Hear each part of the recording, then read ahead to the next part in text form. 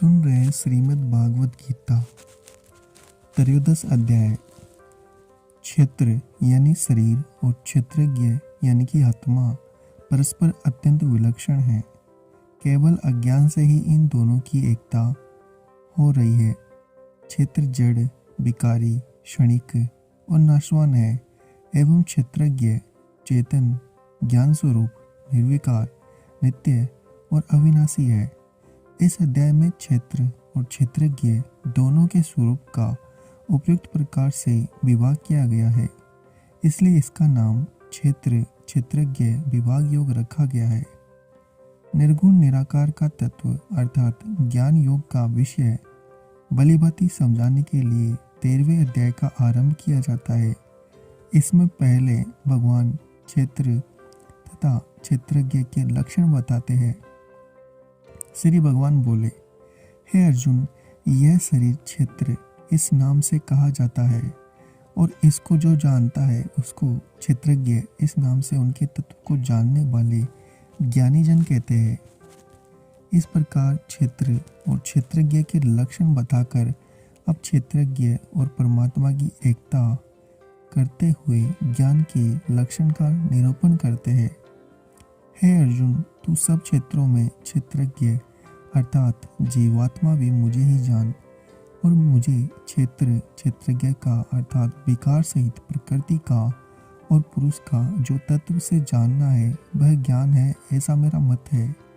क्षेत्र और क्षेत्रज्ञ का पूर्ण ज्ञान हो जाने पर संसार चक्र का नाश हो जाता है और परमात्मा की प्राप्ति होती है।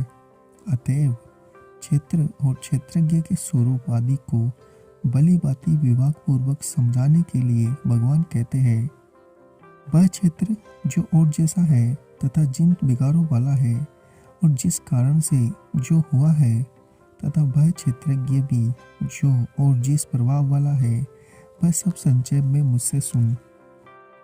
तीसरे श्लोक में क्षेत्र और क्षेत्रज्ञ के जिस तत्व को संक्षेप में सुनने के लिए भगवान ने अर्जुन से कहा है, अब उसके विषय में ऋषि वेद ब्रह्म सूत्र की उक्ति का प्रमाण देकर भगवान ऋषि वेद और ब्रह्म सूत्र का आदर करते हैं।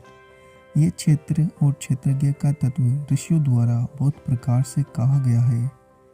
विविध वेद मंत्रों द्वारा भी विभागपूर्वक कहा गया है तथा भलीभांति निश्चय किए हुए युक्ति युक्त ब्रह्म सूत्र के पदों द्वारा भी कहा गया है। इस प्रकार ऋषि वेद और ब्रह्म सूत्र का प्रमाण देकर अब भगवान तीसरे श्लोक में यत पद कहते हुए क्षेत्र का और यादिकारी पद से कहे हुए उसके विकारों का अगले 2 श्लोकों में वर्णन करते हैं।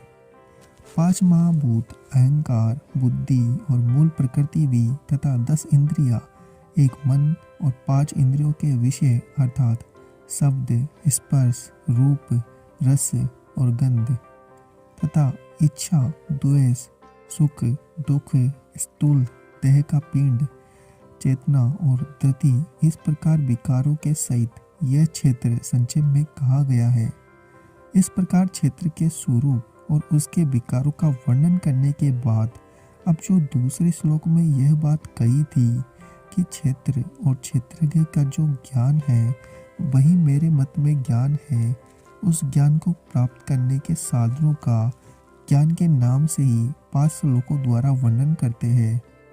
श्रेष्ठता के अभिमान का अभाव, दंभाचरण का अभाव, किसी भी प्राणी को किसी भी प्रकार की तरह से ना सताना, क्षमा भाव, मन वाणी आदि की सरलता, श्रद्धा भक्ति सहित गुरु की सेवा, बाहर भीतर की शुद्धि, अंतःकरण की स्थिरता और मन इंद्रियों सहित शरीर का निग्रह, इस लोक और परलोक के संपूर्ण भोगों में आसक्ति का अभाव और अहंकार का भी अभाव, जन्म, मृत्यु, जरा और रोग आदि में दुख, दोषों का बार बार विचार करना, पुरुष, स्त्री, घर और धन आदि में आसक्ति का अभाव, ममता का न होना तथा प्रिय और अप्रिय की प्राप्ति में सदा ही चित्त का सम रहना, मुझ परमेश्वर में अनन्य योग के द्वारा अव्यभिचारिणी भक्ति तथा एकांत और शुद्ध देश में रहने का स्वभाव और विषयासक्त मनुष्यों के समुदाय में प्रेम का न होना। अध्यात्म ज्ञान में नित्य स्थिति और तत्व ज्ञान के अर्थ रूप परमात्मा को ही देखना, यह सब ज्ञान है। और जो इसके विपरीत है वह ज्ञान है, ऐसा कहा गया है। इस प्रकार ज्ञान के साधनों का ज्ञान के नाम से वर्णन सुनने पर यह जिज्ञासा हो सकती है कि इन साधनों द्वारा प्राप्त ज्ञान से जानने योग्य वस्तु क्या है, उसे जान लेने से क्या होता है।